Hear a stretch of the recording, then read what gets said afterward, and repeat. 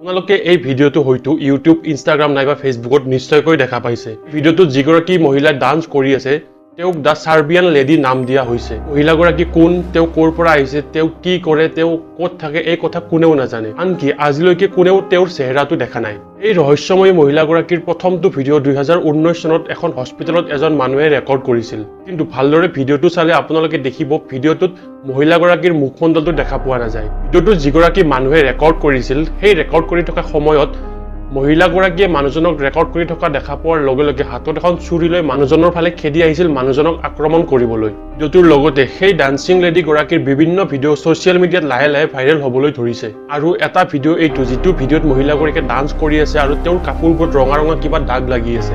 কিন্তু video' quality ইমান ভাল নহয় বাবে যদি আপোনালোকে ভালদৰে লক্ষ্য কৰে তেতিয়া সেই ৰঙা ৰঙা দাগবোৰ দেখিবলৈ পাব।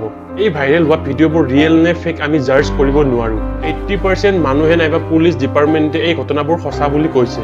কিন্তু বিভিন্ন ধৰণৰ মানুহে এই মহিলাগৰাকীক টাৰ্গেট কৰি বিভিন্ন ধৰণৰ ফেক ৰিল নাইবা ফেক ভিডিঅ' বনোৱা আৰম্ভ কৰিছে।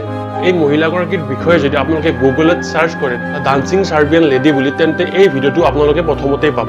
এই লেডিগৰাকীৰ নাইবা এই মহিলাগৰাকীৰ বিভিন্ন ধৰণৰ কেছ বিভিন্ন দেশত বিভিন্ন পুলিচ ষ্টেচনত ইতিমধ্যে ৰেজিষ্টাৰ হ'বলৈ ধৰিছে।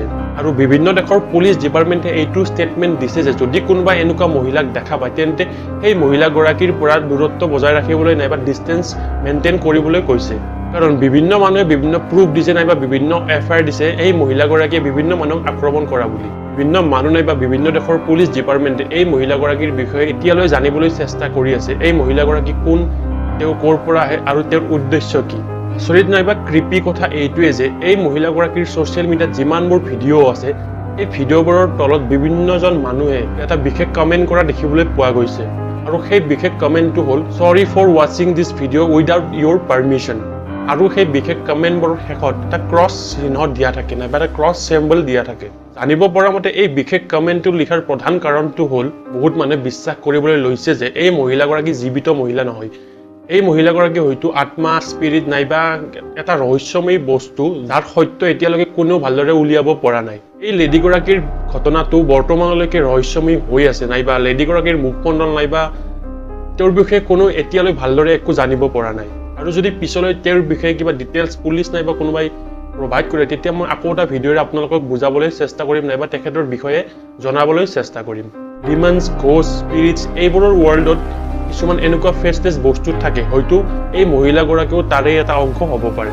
আৰু এই মহিলাগৰাকীৰ যিবোৰ ভিডিঅ' ভাইৰেল হৈ আছে এইবোৰ ফেক নে ৰিয়েল আপোনালোকে কমেণ্ট কৰি নিশ্চয়কৈ জনাব নাইবা আপোনালোকে যদি কিবা জানে তেতিয়াহ'লে কমেণ্ট কৰি নিশ্চয়কৈ জনাব। আৰু আগন্তুক এটা বিশেষ টপিকৰ সৈতে আপোনালোকৰ মাজলৈ আকৌ আহিম। আজিলৈ সামৰণি মাৰিছোঁ। ধন্যবাদ।